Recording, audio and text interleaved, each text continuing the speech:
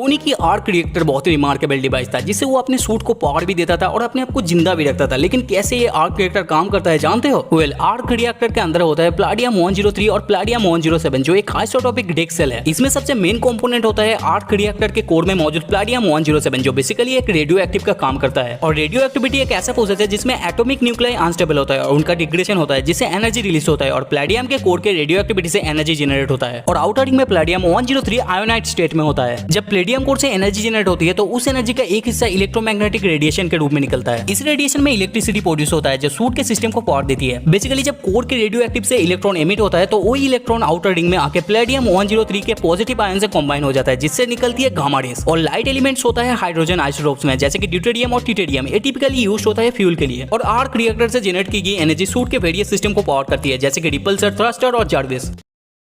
Vibranium से large amount में kinetic energy release होता है। बट कभी सोचे हो कि वाइब्रेनियम इतना पावरफुल कैसे है? Kind of vibranium Marvel universe में वाकांडा से एसोसिएट किया गया है। इसमें एक खास गुण है, इजीली साउंड और एनर्जी को एब्जॉर्ब कर सकता है। तो आखिर कैसे ये काम करता है? वाइब्रेनियम के साइंटिफिक एक्सप्लेनेशन को समझने के लिए हमें एक फंडामेंटल कॉन्सेप्ट को देखना होगा जो है वाइब्रेशन। वाइब्रेनियम एक ऐसा एलिमेंट है जो वाइब्रेशन को एब्जॉर्ब कर सकता है। जब भी कोई एनर्जी या साउंड उस पर पड़ता है तो वो इजीली वाइब्रेनियम में समा जाता है। सवाल आता है कि वाइब्रेनियम की एनर्जी और वाइब्रेशन को कैसे स्टोर करा जाता है? इसका जवाब है वाइब्रेनियम के एटॉमिक स्ट्रक्चर में। इसका केवल एक ही प्रोटॉन होता है जो इलेक्ट्रॉन के साथ एटॉम बनाता है। एक ऐसा अरेंजमेंट है जो वाइब्रेशन को बहुत ही आसानी से कैप्चर कर लेता है। मार्वल यूनिवर्स में इसका यूज ब्लैक पैंथर के सूट, कैप्टन अमेरिका के शील्ड और वाइब्रेनियम एलॉय में यूज होता है। बट रियलिटी में ऐसा कुछ नहीं होता।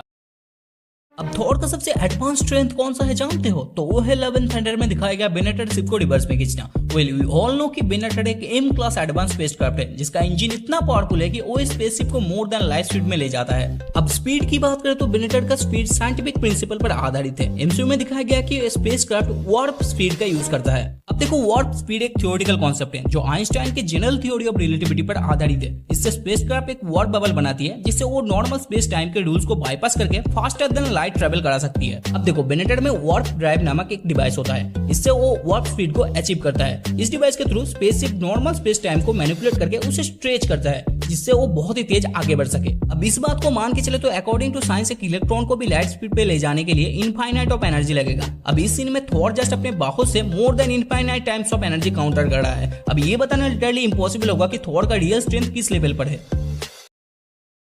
तो लोकी सीजन 2 में हमें टेम्परल लूम को बहुत ही डिटेल्स में दिखाया गया है। बट कभी सोचे हो कि एक्चुअली में टेम्परल लूम क्या होता है? तो इसे समझने के लिए हमें अपने ट्रेडिशनल वे ऑफ थिंकिंग को थोड़ा सा एक्सपेंड करना पड़ेगा। अब देखो, टेम्परल लूम क्वांटम एंटेंगलमेंट और सुपरपोजिशन के साथ जुड़ा हुआ है। इसे हमें लगता है कि हम एक ही पॉइंट पे एक साथ है, लेकिन क्वांटम लेवल पर हमारे अलग अलग स्टेट और पॉसिबिलिटीज सिमुलटेनियसली एग्जिस्ट करता है। टेम्परल लूम का कॉन्सेप्ट टाइम ट्रेवल के आसपास घिरा हुआ है। इमेजिन करो, समय का एक बड़ा सा जाल है जिसमें हर पल एक अलग धागा है और हर एक धागे एक इवेंट्स को रिप्रेजेंट करता है। और जब ये धागे ट्विस्ट और वेव होते हैं तब हम विटनेस होते हैं कुछ एक्स्ट्रा ऑर्डिनरी मोमेंट्स का। अब क्वांटम एंटेंगलमेंट का आइडिया ये है कि पार्टिकल्स एक दूसरे के साथ इंटरकनेक्टेड होते हैं। इमेजिन करो कि आप एक पार्टिकल्स को मैनिपुलेट करते हो तो दूसरे पार्टिकल्स भी मैनिपुलेशन का इंपैक्ट महसूस करेगा। तो ये है टेम्परल लूम का एक की एस्पेक्ट। तो यहाँ पर एक्चुअली टाइम ट्रेवल कहाँ है? देखो, अगर आप किसी मैसिव ऑब्जेक्ट के ग्रेविटेशन फील्ड में हो जैसे कि ब्लैक होल, तो वहां का स्पेस टाइम कर्व होता है और इस कर्व में चलते हुए टाइम की परसेप्शन चेंज होता है। तो यहाँ आता है टाइम ट्रेवल।